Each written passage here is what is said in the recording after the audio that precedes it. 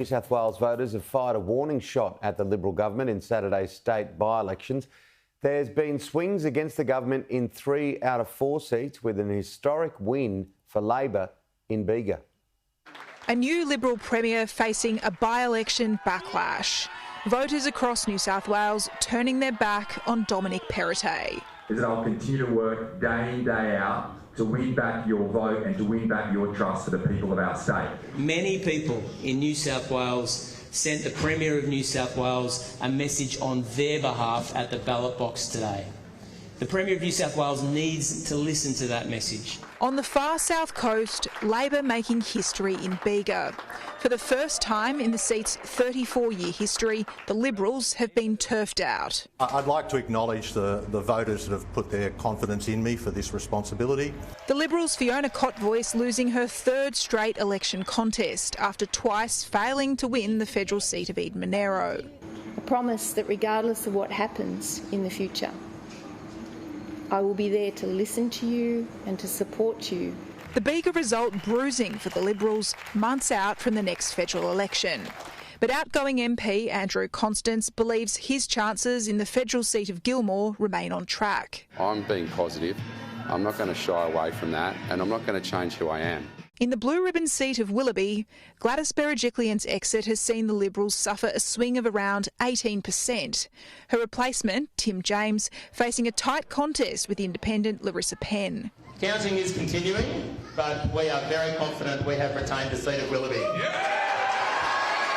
The seat of Strathfield in Sydney's inner west looks set to remain in Labor hands. Despite a slight swing to the Liberals, Jason Yatsen-Lee maintaining his lead over Bridget Saker. I will strive to bring competence, integrity and values back to government and back to the representation of the people of our state. Whether or not it's in 2 weeks' time or in 12 months' time, when we win the next state election, Bridget Saker will be the member of Australia. Former Nationals leader John Barilaro's old seat of Monaro also suffered a slight swing to Labor, but his successor in the electorate, Nicole Overall, has held on. I don't want you to think I'm a bit sooky or anything, but seriously, guys, this is absolutely amazing.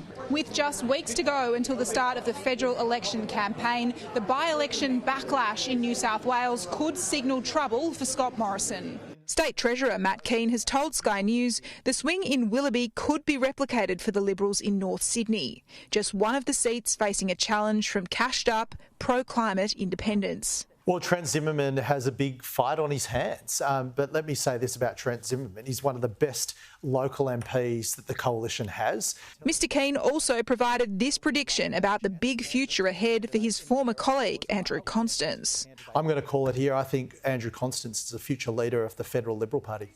The final results across the state might not be known until next month, with an unprecedented surge in postal and pre-poll voting due to the pandemic. Trudy McIntosh, Sky News.